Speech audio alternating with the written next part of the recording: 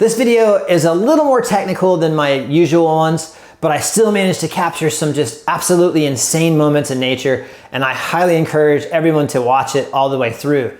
The Nikon Z7 is now part of the bigger picture, pun intended, and I've had a lot of people ask me if I would do a video comparing the autofocus performance of the Z7, the D850, and the D500. So that's exactly what I did. So I went out with the D850 with the grip. That's really important because it brings it up to speed.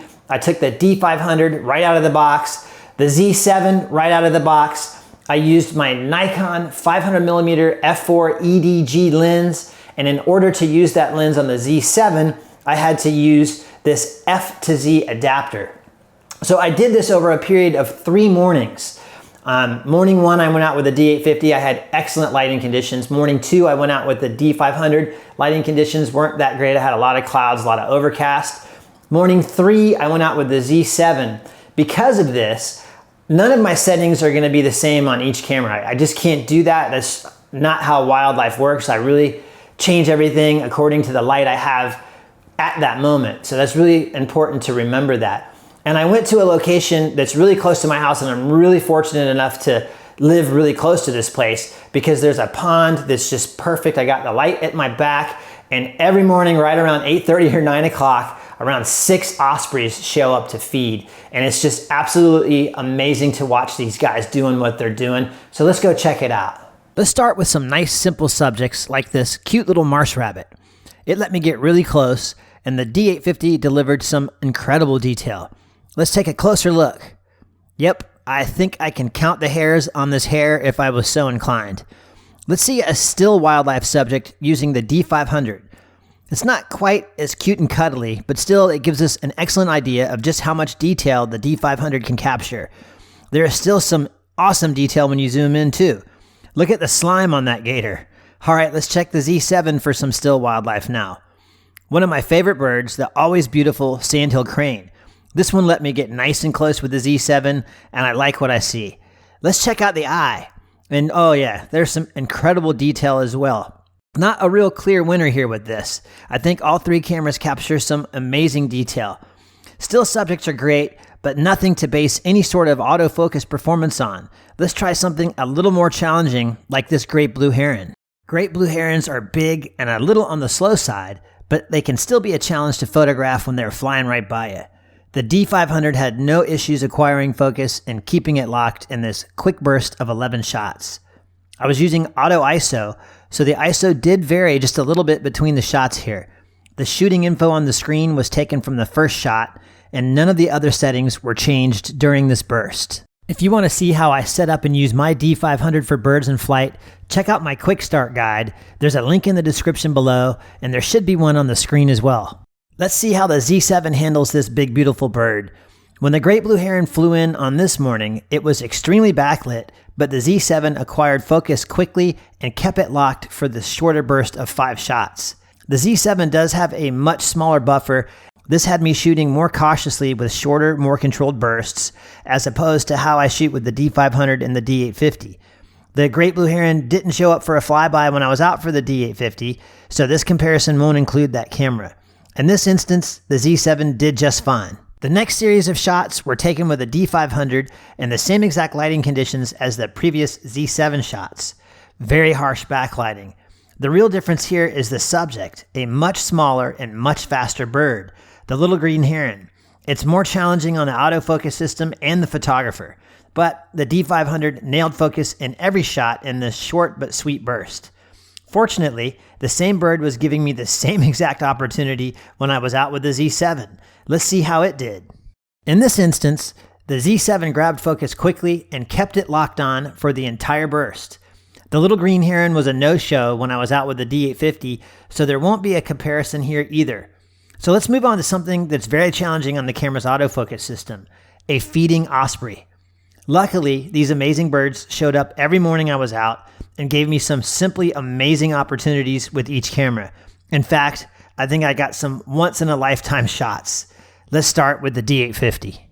The osprey comes in so fast, and the D850 has no issues grabbing focus and keeping it, as this amazing bird throws its talons out in front of it. I mean, look at this. It's absolutely incredible.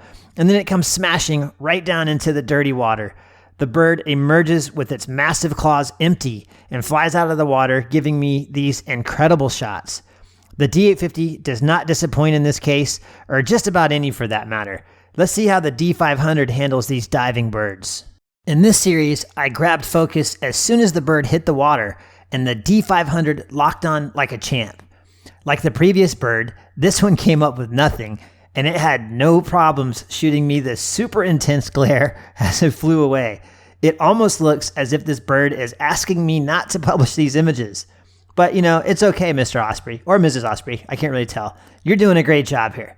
Okay, let's see how the Z7 handles these amazing birds. In this next series, I didn't even see the Osprey coming. I was too busy taking the shot of that Sandhill Crane that we saw earlier when I heard a splash behind me. I was also using a focus area on the Z7 called Auto Area AF. This lets the camera choose where it should prioritize focus, and I usually don't really depend on this type of stuff, but I was just testing it out. I turned around as soon as I heard the splash, and I immediately hit the AF on button on the back of the Z7. Somehow, the Z7 knew to focus on the Osprey, which is pretty incredible on its own, but look at this Osprey. Do you see what's blowing my mind yet? Here, let's zoom in a little bit closer.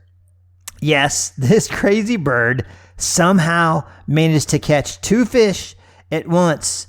There is one in each talon. This is a once-in-a-lifetime opportunity, and the Z7 really delivered. I still can't really believe this shot. Simply amazing on both the camera and this absolutely beautiful bird. So that's the good news on using the Auto Area AF. I used this same focus mode several other times, and it was hit and miss. Sometimes it focused well, other times it failed miserably. For a minute, I thought I had discovered the holy grail of autofocus on the Z7, but I was wrong. Turns out this was just a lucky situation. Let's do one more round with each camera, starting with the D850. I grabbed focus on the Osprey as soon as it hit the water, and as usual, the D850 was super fast to acquire focus and keep it locked throughout this entire series of shots, which proved to be pretty amazing as well. This Osprey has managed to pull a huge tilapia from the water, and everything about these images is just beautiful. The color, the contrast, the clarity, the sharpness, it's all spot on in every single frame. And look at the size of that fish. It's huge when compared to the Osprey, and the next frame, well, it's simply amazing. This poor fish is fighting a losing battle here, and as a last-ditch effort at escape, this fish loses its breakfast, and the D850 keeps focus throughout the rest of the shots. This is why I grab the D850 every single time I head out. Not only does it have an incredible autofocus system, but it captures the most incredible detail in every single shot. For those of you not keeping track, this is a burst of 24 shots with not one of them out of focus, even when the bird flew up in front of those reeds along the back shore. If the D850 was going to lose focus, it would have been right here, but it would have corrected itself within 1 or 2 frames. In this case, it was pretty much perfect. If you want to see how I set up my D850 for shots like these, check out my D850 Quick Start Guide. There's a link in the description, and there should be one on the screen as well. All right, let's see how the D500 handles one more round of Osprey shots. Yet another sneaky Osprey comes from out of nowhere, but I grab focus on the bird as soon as it comes out of the water. The D500 nails the focus, and it keeps it locked throughout the entire series. These images aren't the greatest in terms of what's actually happening in the shots, because the bird is just showing us its backside, but it's still a testament to how well the D500 handles focus on fast-moving birds like these amazing Osprey.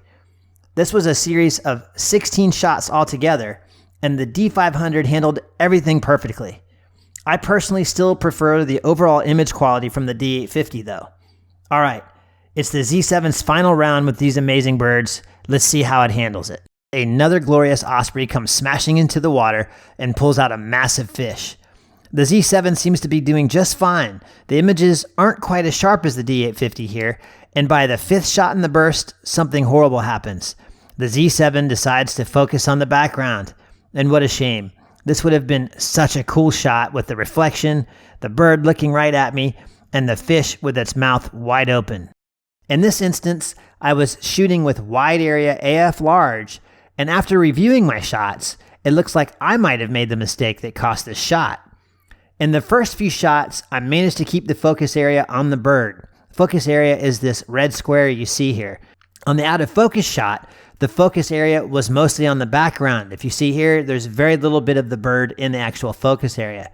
With all that said, it's not unusual for cameras to lose focus in situations like this. That busy background of weeds can be tough on the autofocus system. And it's easier to understand if I make the shot black and white. There, see how the bird blends in with that background?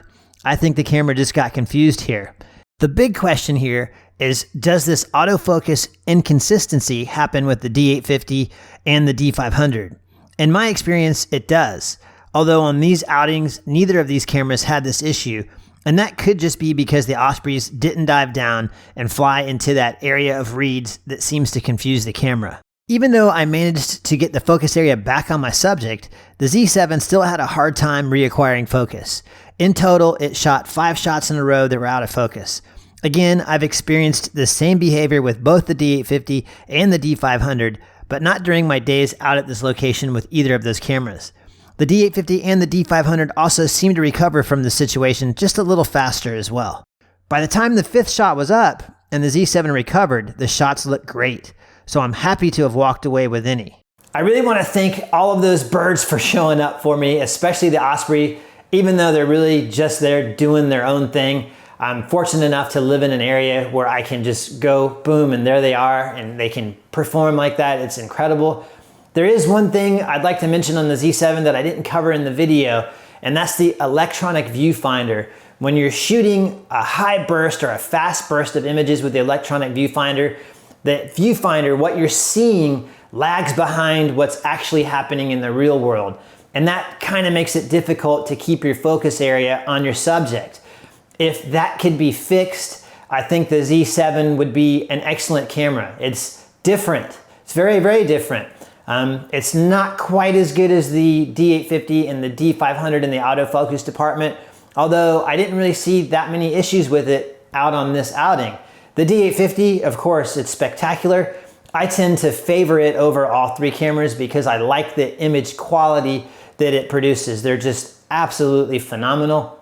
The D500, it's no slouch either. It's 10 frames per second right out of the box and probably the best wildlife camera for the money. So, did you have a favorite shot out of all of those shots? If so, let me know. Also, just let me know what you thought of the whole video in the comments below. Don't forget to click that thumbs up. And if you haven't subscribed yet, go ahead and do that too, because I have a lot of really cool stuff planned. And until next time, I'll see you later. If you want to know how I set up my D500 and my D850 for birds in flight, check out my website for easy to follow setup guides.